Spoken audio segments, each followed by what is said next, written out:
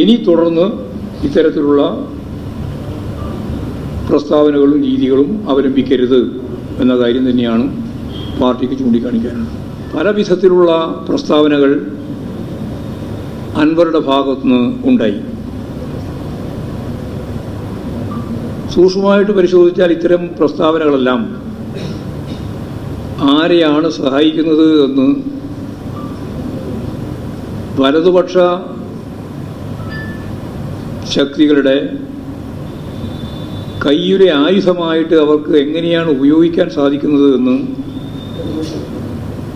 ഇത്തരം പ്രസ്താവനകൾ ആഘോഷപൂർവ്വം കൈകാര്യം ചെയ്യുന്ന മാധ്യമ മേഖലയിലെ പ്രത്യേകിച്ച് വലതുപക്ഷ മാധ്യമശക്തികളുടെ നിലപാടുമായി ബന്ധപ്പെട്ട് നമുക്ക് കാണാൻ സാധിക്കുന്നതാണ്.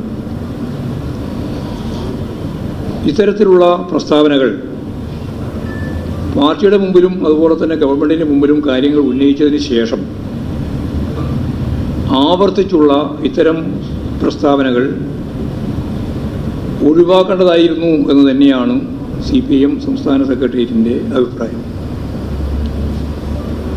തുടർച്ചയായി വലതുപക്ഷ ശക്തികൾക്കും അതിൻ്റെ മാധ്യമങ്ങൾക്കും സർക്കാരിനെതിരായും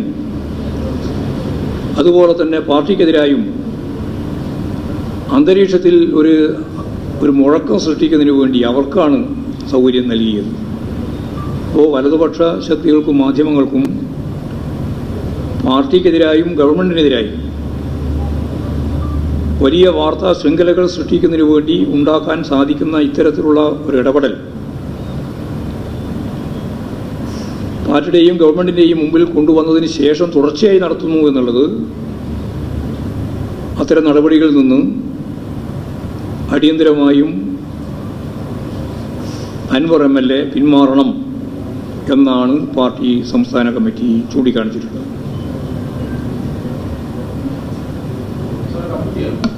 സംസ്ഥാന സെക്രട്ടേറിയറ്റ്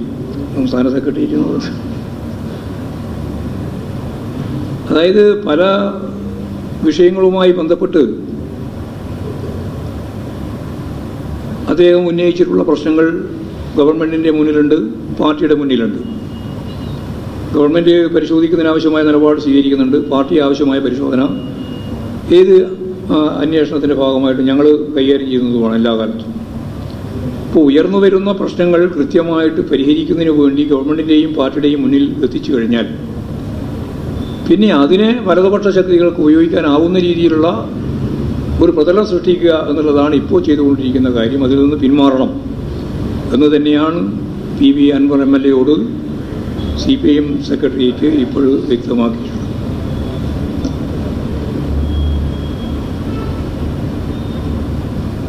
അതാണ് അത് സംബന്ധിച്ച് പറയാനുള്ള കാര്യം. CPIM-ൻ്റെ പാർലമെൻ്ററി പാർട്ടി അംഗം എന്ന നിലയിലാണ് ഇപ്പോൾ ശ്രീ അൻവർ പ്രവർത്തിക്കുന്നത്. പാർട്ടി മെമ്പറല്ലെങ്കിലും അൻവർ അങ്ങനെയാണ് പ്രവർത്തിക്കുന്നത്.